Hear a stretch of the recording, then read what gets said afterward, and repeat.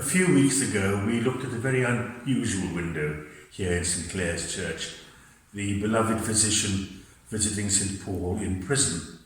It's a very unusual subject for a stained glass window. There's only one other church in Wales which has a similar one. But today we're in front of a small window which contains the two most popular images in stained glass in the churches in Wales. Just about everybody has got a window of the Good Shepherd or the Light of the World. It's by the same artist as our previous window, Charles Eliot of Highgate, and it's thought to date from about 1926. It's in memory of the Reverend Charles Owen, a former vicar of the parish, from 1895 until his death in 1914, aged 60. It's a small window tucked away on the north side of the church.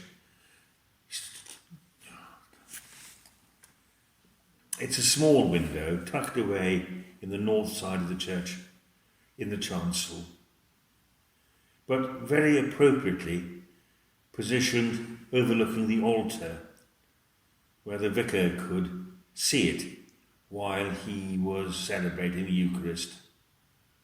What more perfect a subject could a parish priest have to look at than the Good Shepherd? The Old Testament frequently describes God as a shepherd. Psalm 23 comes immediately to mind. The prophets also use the image of the shepherd to refer to the spiritual and political leaders of their day, often describing those who fall short of their calling as bad shepherds. Ezekiel chapter 34 is a very long chapter, and it contrasts good shepherds and bad shepherds at great length. And I'm sure this chapter influenced the sayings of Jesus. In John's Gospel, Jesus' most important sayings begin with the words, I am. In the Old Testament, in the story of the burning bush, when Moses asks his name, God answers, I am.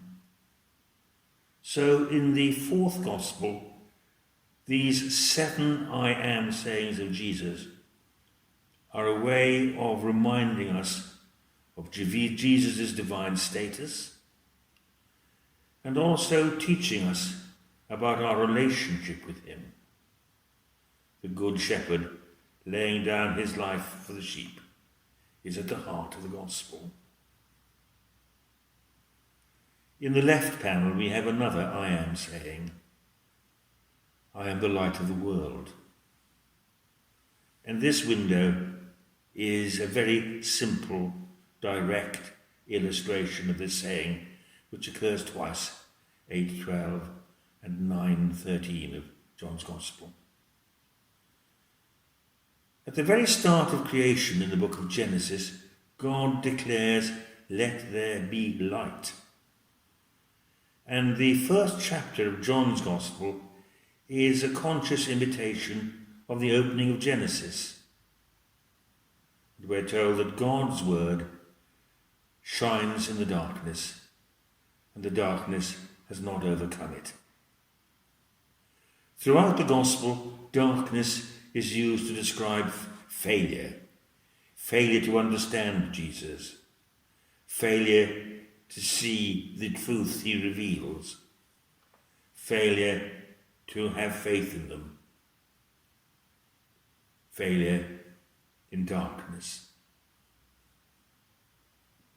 Light guides, light comforts us, light directs us.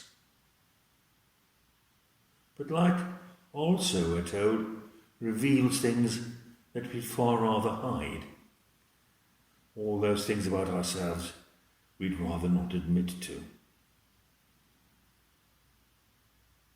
These two images confront us with essential truths about our faith, our calling to live as children of light, and our tendency to go astray.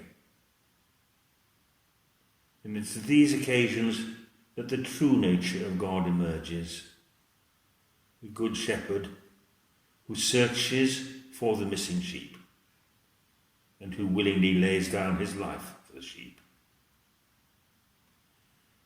It's a little window, tucked away in a corner, I suspect often unnoticed. But this little window simply expresses two of the Gospel's greatest sayings.